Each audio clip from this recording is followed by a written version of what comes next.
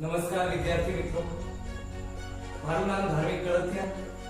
આજે આપણે ધોરણ 12 સાયન્સમાં ખૂબ જ અગત્યનું ચેપ્ટર નંબર 3 વિદ્યુત રસાયણ ચેપ્ટર વિશે આપણે ભણવાના છે.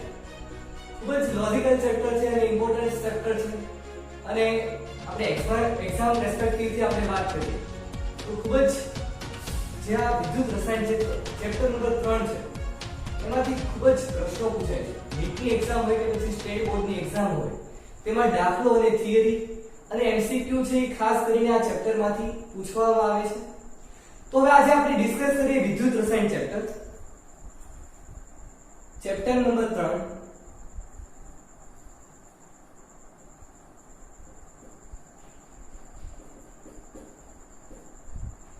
વિદ્યુત રસાયણ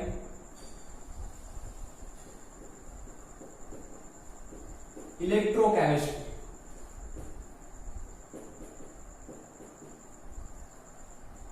સૌથી પહેલા આપણે આ ચેપ્ટર જોઈએ છીએ એ પહેલા આપણે આ રેડોક્સ પ્રક્રિયા વિશે થોડીક તમને માહિતી છે એ હોવી જોઈએ કે ઓક્સિડેશન છે કોને કહેવામાં આવે છે, રિડક્શન છે કોને કહેવામાં આવે છે. તો સૌથી પહેલા આપણે થોડું ઓક્સિડેશન અને રિડક્શન ને યાદ કરીએ જેથી આ ચેપ્ટરમાં તમે બેઝ બનાવો અને કન્ટેન્ટ પાવર થાય. તો હવે મિત્રો આપણે આજે ડિસ્કસ કરીએ કે ઓક્સિડેશન અને રિડક્શન. તો સૌથી પહેલા આપણે ઓક્સિડેશન છે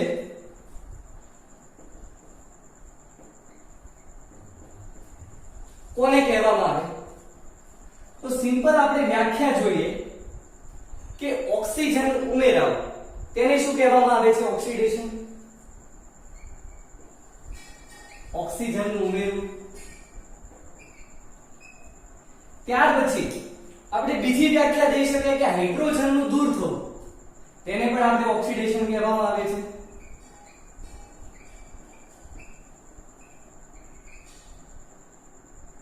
નેક્સ્ટ આપણે જોઈએ ઓક્સિડેશનની વ્યાખ્યા.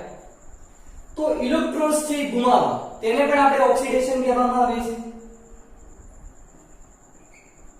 ઇલેક્ટ્રોન ગુમાવે. ત્યાર પછી ફાઇનલી આપણે ઓક્સિડેશનની વ્યાખ્યા આપી શકાય કે ઓક્સિડેશન આંકમાં વધારો થવો તેને પણ શું કહેવામાં આવે છે? ઓક્સિડેશન. એટલે કે તત્વનો ઓક્સિડેશન આંકમાં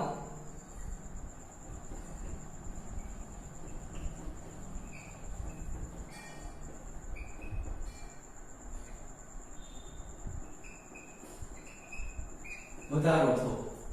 તો મિત્રો આ સિમ્પલ આપણે ડેફિનેશન જોઈએ કે ઓક્સિજન ઉમેરાવું, હાઇડ્રોજનનું દૂર થવું, ઇલેક્ટ્રોન ગુમાવે, તેવી રીતે ઓક્સિડેશન આંકમાં વધારો થવો તેને કહેવામાં આવે છે ઓક્સિડેશન. ત્યાર પછી મિત્રો આપણે જોઈએ રિડક્શન કોને કહેવામાં આવે. સૌથી પહેલા જોઈએ તો રિડક્શન ઓક્સિડેશન થી ઉલટું, એટલે કે અહીંયા ઓક્સિજન ઉમેરાતો હતો તો અહીં શું ઉમેરાશે? હાઇડ્રોજનનું ઉમેરવું. ત્યાર પછી આપણે જોઈએ તો અહીં ઓક્સિજન થી દૂર થશે, ઓક્સિજનનું દૂર થવું. નેક્સ્ટ આપણે જોઈએ તો ઓક્સિડેશન એટલે કે ઇલેક્ટ્રોન ગુમાવવા, તો રિડક્શન નો મતલબ થશે ઇલેક્ટ્રોન સ્વીકારે. કોઈ પણ તત્વ છે ઇલેક્ટ્રોન સ્વીકારે તેને શું કહેવામાં આવે છે? રિડક્શન. અને નેક્સ્ટ આપણે વ્યાખ્યા જોઈએ કે ઓક્સિડેશન આંકમાં ઘટાડો થવો એટલે કે ડિક્રીઝ થવું તેને પણ શું કહેવામાં આવે છે? રિડક્શન.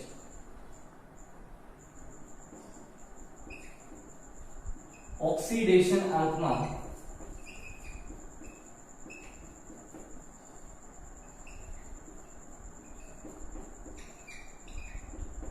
ઘટાડો. તો મિત્રો અહીં આપણે જોયું કે ઓક્સિડેશન કોને કહેવામાં આવે છે અને રિડક્શન છે એ કોને કહેવામાં આવે છે. હવે અમુક પ્રક્રિયા છે આપણે જોઈએ કે કઈ રીતે ઇલેક્ટ્રોન્સ છે ગુમાવે છે અને ઓક્સિડેશન થાય છે અને કઈ રીતે પ્રક્રિયામાં ઓક્સિડેશન આંકમાં વધારો થાય છે એનું એકાદ બે એક્ઝામ્પલ જોઈએ. ત્યાર પછી નેક્સ્ટ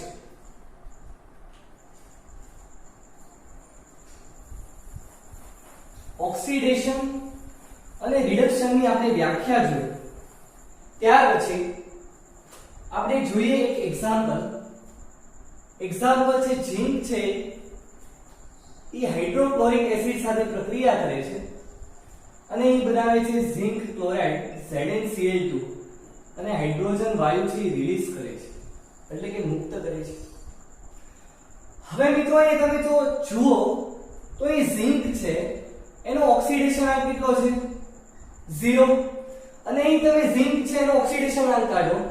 ઓક્સિડેશન આંક x જે પણ કોઈ પણ તત્વનો આપણે ઓક્સિડેશન આંક શોધવો હોય તો તેને x ધારો। તો અહીં સિમ્પલ આપણે અહીં જોઈએ ઝિંક છે તેને આપણે x ધારી અને ક્લોરીન છે તો ક્લોરીન કેટલા મોલ છે 2 એટલે કે -1 = 0 તો x બરાબર કેટલો આવશે +2। તો અહીં ઝિંક છે તે +2 ઓક્સિડેશન ધરાવે છે। તો એ મિત્રો તમે જુઓ તો 0 માંથી શેમાં જાય છે +2 માં એટલે કે 2 ઓક્સિડેશન આંકમાં વધારો થાય છે 2 આંકનો વધારો થાય છે। તો અહીં 2 નો વધારો થાય છે તો હમણાં મિત્રો આપણે સિમ્પલ ડેફિનેશન જોઈ તેમ કે ઓક્સિડેશન કોને કહેવામાં આવે છે કે જ્યારે પણ ઓક્સિડેશન આંકમાં વધારો થાય તેને શું કહેવામાં આવે ઓક્સિડેશન। ત્યાર પછી આપણે એની વ્યાખ્યા લખીએ ઓક્સિડેશન એટલે કે પ્રક્રિયા દરમિયાન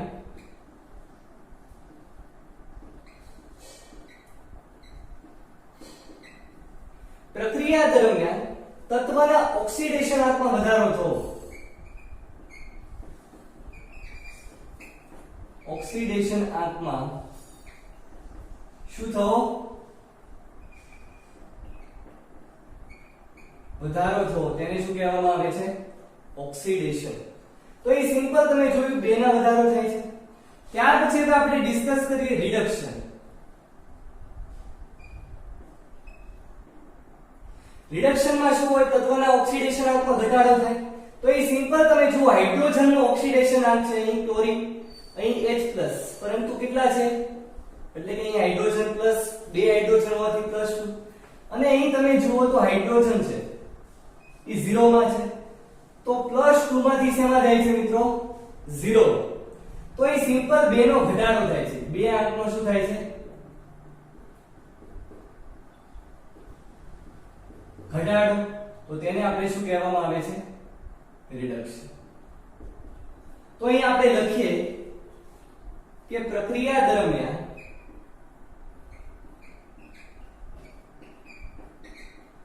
તત્વના ઓક્સિડેશન આંકમાં ઘટાડો થાય તેને શું કહેવામાં આવે છે રિડક્શન કહેવામાં આવે છે।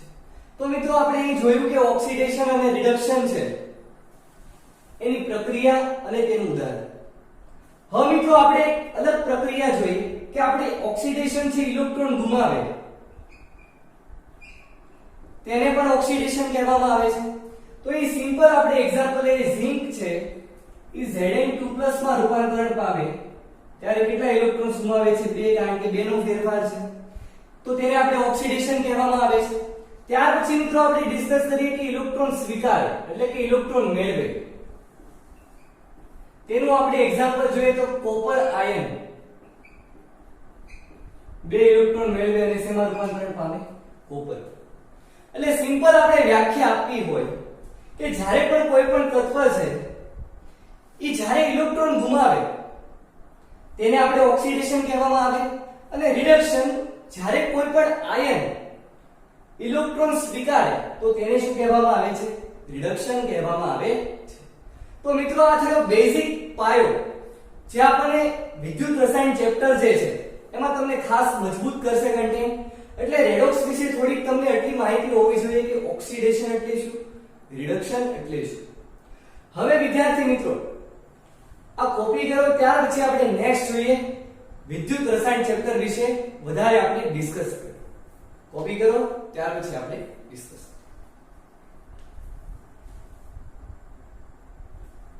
હવે વિદ્યાર્થી મિત્રો આપણે વિદ્યુત રસાયણ ચેપ્ટર એના વિશે આપણે બેઝિક માહિતી મેળવીએ। ઓક્સિડેશન અને રિડક્શન કોને કહેવામાં આવે અને તેના એક્ઝામ્પલ જોયા પછી આપણે ડિસ્કસ કરીએ કે વિદ્યુત રસાયણ એ શું છે। મિત્રો અહીં તમને ચેપ્ટરના નામ પરથી જ ખબર પડે છે કે વિદ્યુત રસાયણ એટલે કે અહીં તમને બે શબ્દ વિદ્યુત પ્રવાહ અને રસાયણ છે એનો મતલબ કે રાસાયણિક પ્રક્રિયા.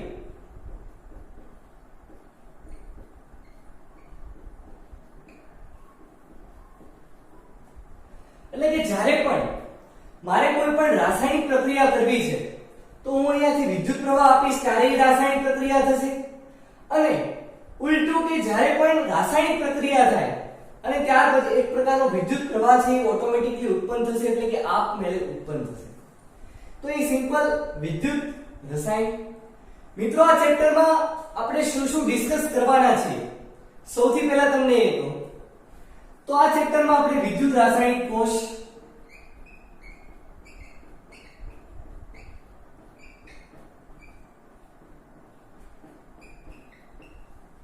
આ વિદ્યુત રાસાયણિક કોષ છે એના પણ બે પ્રકાર પડશે. એક છે ગેલ્વેનિક કોષ અને એક છે વિદ્યુત વિભાજન કોષ. એ પણ હમણાં આપણે ડિસ્કસ કરીશું. ત્યાર પછી મિત્રો આપણે આગળ ચેપ્ટરમાં પ્રમાણિત રિડક્શન પોટેન્શિયલ,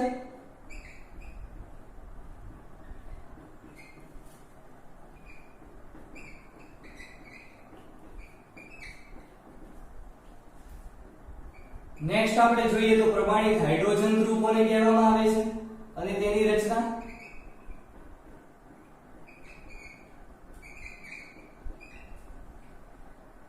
ત્યાર પછી એક શ્રેણી છે એ ડિસ્કસ કરવાની છે, ખૂબ જ ઇમ્પોર્ટન્ટ છે આપણા માટે, EMF શ્રેણી.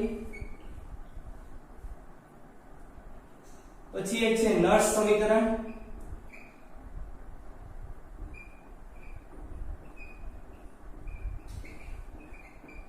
પછી નર્સ સમીકરણમાં પણ આપણે એક પ્રકારનું સંતુલન અચળાંક છે Kc, પછી Ksp છે, ત્યાર પછી pH શોધવાની છે. ઘણા બધા આપણે સમ કરીશું અને કઈ રીતે તેના વ્યવસ્થિત રીતે એક પ્રકારની મેથડથી આપણે દરેકનું સોલ્યુશન લાવીશું નર્સ સમીકરણનો ઉપયોગ કરીને. ત્યાર પછી મિત્રો આપણે વચ્ચે એક વિદ્યુત વિભાજન કોષ વિશે ડિસ્કસ કરીશું.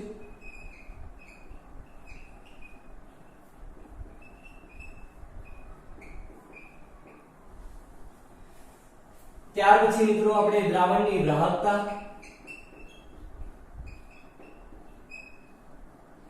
અને ફાઇનલી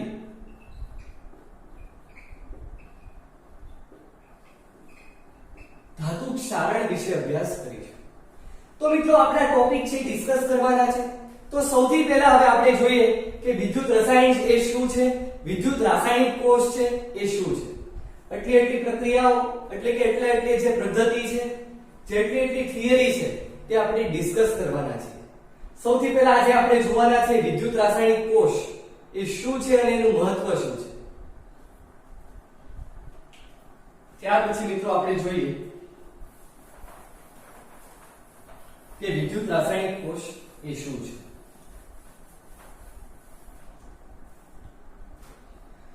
મિત્રો વિદ્યુત રાસાયણિક કોષ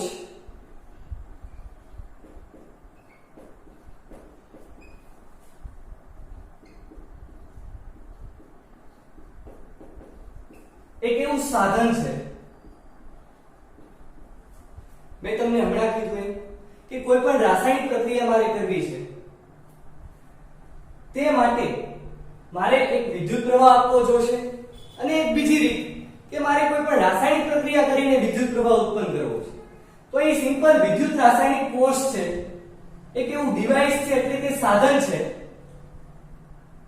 જે વિદ્યુત ઉર્જાનું રાસાયણિક ઉર્જામાં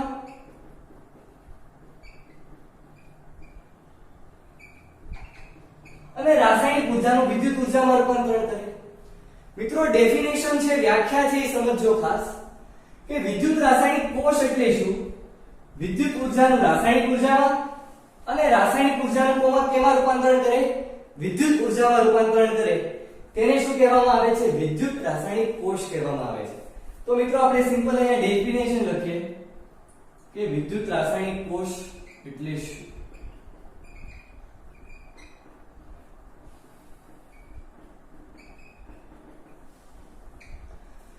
હવે મિત્રો આપણે આ સેલ આ કોષ એ શું છે એના વિશે થોડુંક તમને ઉપયોગ જણાવો. આપણી જે ડેઈલી લાઈફ છે, જે આપણું નોર્મલ જીવન છે, એમાં આપણે દરેક જણા પાસે ઘરે ટીવી હશે, તો ટીવીમાં જે આપણે રિમોટ સેલ, જેમાં સેલ હોય છે, તેના દ્વારા આખું જે કંટ્રોલિંગ થાય છે, તો એ સેલનો મતલબ જ મિત્રો કોષ, કે જેના દ્વારા આખું પાવર કન્ટેન થઈને એક પ્રકારનું ચેનલ છે એ ચલાવવામાં આવે છે. એવી રીતે આ દરેક કોષનો ઉપયોગ છે તમે ધીરે ધીરે આ ચેપ્ટરમાં આગળ ડિસ્કસ કરીશું તો એ કઈ કઈ રીતે ઉપયોગી થાય છે. પરંતુ મેં તમને એક નોર્મલ એક્ઝામ્પલ આપ્યું, સિમ્પલ એક્ઝામ્પલ, કે રિમોટ કંટ્રોલમાં જે સેલ હોય છે, સેલને જ કોષ કહેવામાં આવે છે. તો આ વિદ્યુત રાસાયણિક કોષ જે છે એ કોને કહેવામાં આવે? તો એક એવું સાધન છે કે વિદ્યુત ઉર્જાનું રાસાયણિક ઉર્જામાં અને રાસાયણિક ઉર્જાનું શેમાં રૂપાંતરણ કરે? વિદ્યુત ઉર્જામાં રૂપાંતરણ કરે. તો અહીંયા આપણે સિમ્પલ ડેફિનેશન લખીએ કે વિદ્યુત ઉર્જાનું રાસાયણિક ઉર્જામાં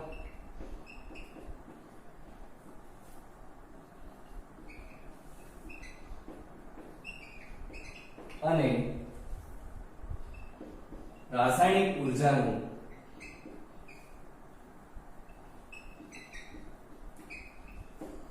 શેમાં રૂપાંતરણ કરે? વિદ્યુત ઉર્જામાં.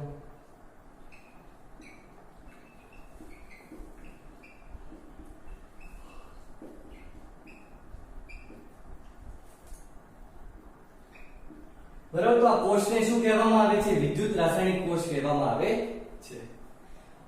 આપણે જોયું એમ કે વિદ્યુતમાં રસાયણનો ઉપયોગ એટલે કે વિદ્યુત પ્રવાહ અને રાસાયણિક. ત્યાર પછી મિત્રો આ વિદ્યુત રાસાયણિક કોષ છે તેના બે પ્રકાર પડે છે. એક છે વિદ્યુત વિભાજન કોષ અને એક છે ગેલ્વેનિક કોષ. તો મિત્રો આપણે એ ડિસ્કસ કરીએ વ્યાખ્યા. વિદ્યુત વિભાજન કોષ એટલે કે વિદ્યુત રાસાયણિક કોષ છે કોને કહેવામાં આવે છે, ત્યાર પછી તેના બે પ્રકાર પડે છે એ હવે આપણે જોઈએ.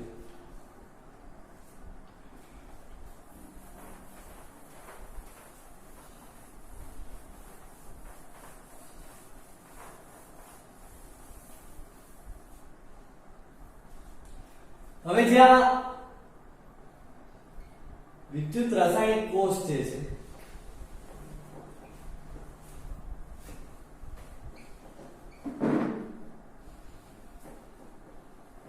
તેના બે પ્રકાર પડે છે. કેટલા?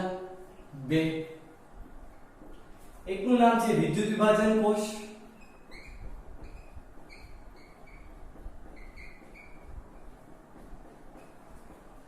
અને એક છે ગેલ્વેનિક કોષ.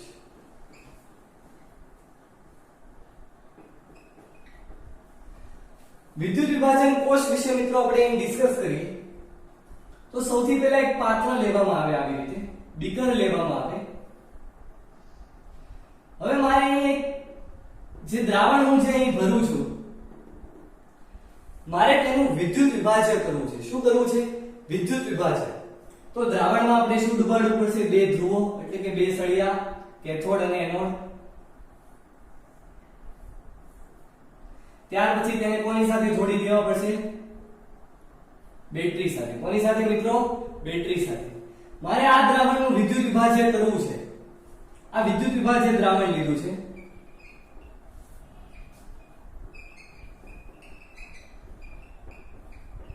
અથવા તો એમ માની લો કે કોઈ સંયોજન લીધું છે.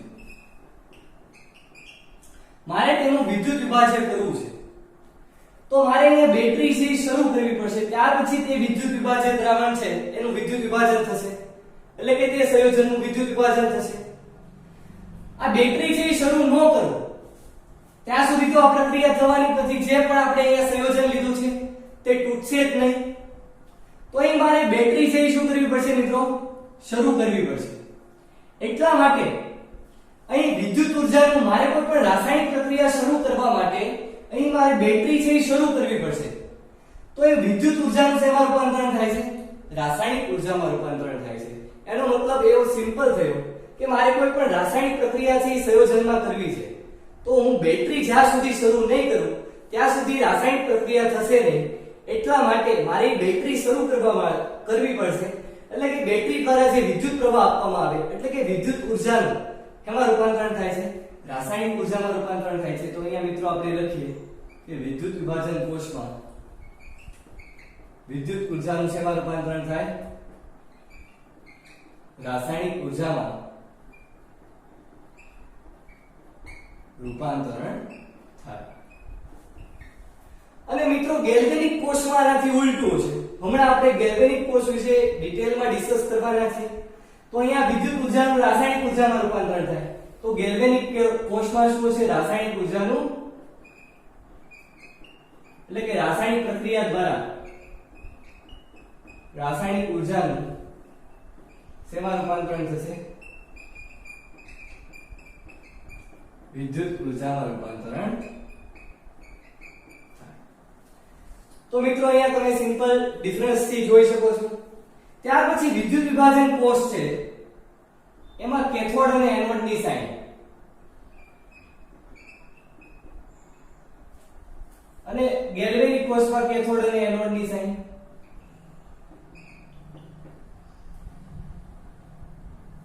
અહીંયા છે anode plus cathode minus. Galvanic કોષમાં કેથોડ પ્લસ અને એનોડ ની સાઇન કેવી આવશે? માઈનસ. મિત્રો આ તમારે ગોખવાની જરૂર નથી, હમણાં ઓટોમેટિકલી યાદ રહી જશે. ત્યાર પછી મિત્રો અહીં ખાસ ધ્યાન રાખજો કે માનો કે અહીં H2O સંયોજન લીધું છે. હવે પાણીને મારે એટલે કે H2O છે એ પ્રકારનું H2 અને 1/2O2 એટલે કે ઓક્સિજનમાં રૂપાંતરણ પામે તો ઓટોમેટિકલી રૂપાંતરણ પામી જશે. એટલે કે આપમેળે તે બ્રેક થઈ જશે, હાઇડ્રોજન અને ઓક્સિજનમાં રૂપાંતરણ પામશે. મિત્રો બિલકુલ નહીં. જ્યાં સુધી હું અહીંયા બેટરી શરૂ નહીં કરું ત્યાં સુધી આ હાઇડ્રોજન અને ઓક્સિજનમાં રૂપાંતરણ પામશે નહીં. એટલા મારે અહીંયા બેટરી છે શરૂ કરવી પડશે, ત્યાર પછી આ પ્રક્રિયા થશે. એનો મતલબ સિમ્પલ થયો કે વિદ્યુત વિભાજન કોષમાં પ્રક્રિયા આપમેળે થશે નહીં.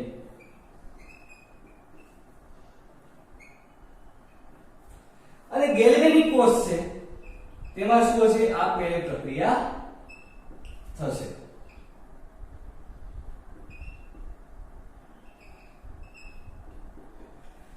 સિમ્પલ મિત્રો વિદ્યુત વિભાજન કોષ અને ગેલ્વેનિક કોષ વિદ્યુત ઉર્જાનું રાસાયણિક ઉર્જામાં રૂપાંતરણ કરે તો વિદ્યુત વિભાજન કોષ, રાસાયણિક ઉર્જાનું વિદ્યુત ઉર્જામાં રૂપાંતરણ કરે તો ગેલ્વેનિક કોષ. બંનેમાં કેથોડ અને એનોડ ની સાઇન. જ્યારે વિદ્યુત વિભાજન કોષમાં મારે બેટરી શરૂ કરવી પડશે, ત્યાર પછી રાસાયણિક પ્રક્રિયા થશે. એટલા માટે વિદ્યુત ઉર્જાનું રાસાયણિક ઉર્જામાં રૂપાંતરણ થાય છે. એટલે કે આ પ્રક્રિયા આપમેળે થશે નહીં. જ્યારે ગેલ્વેનિક કોષમાં પ્રક્રિયા છે એ શું થશે? આપમેળે થશે. તો સિમ્પલ આપણે ડિફરન્સ જોયો વિદ્યુત વિભાજન કોષ અને ગેલ્વેનિક કોષ. હવે મિત્રો આપણે નેક્સ્ટ જોઈએ કે ગેલ્વેનિક કોષ, વોલ્ટેઇક કોષ અથવા તો તમે તેને આખા વર્લ્ડનો ફેમસ ડેનિયલ કોષ પણ કહી શકો છો. એના વિશે આપણે ડિસ્કસ કરીએ. અને દર વખતે ઘણી બધી વખત એક્ઝામમાં પૂછાઈ ગયેલો પ્રશ્ન કે વિદ્યુત રાસાયણિક કોષ છે તેની રચના અને એની કાર્ય પદ્ધતિ વિશે જણાવો. તો મિત્રો હવે આ કોપી કરો, ત્યાર પછી આપણે ડિસ્કસ કરીએ ડેનિયલ કોષ.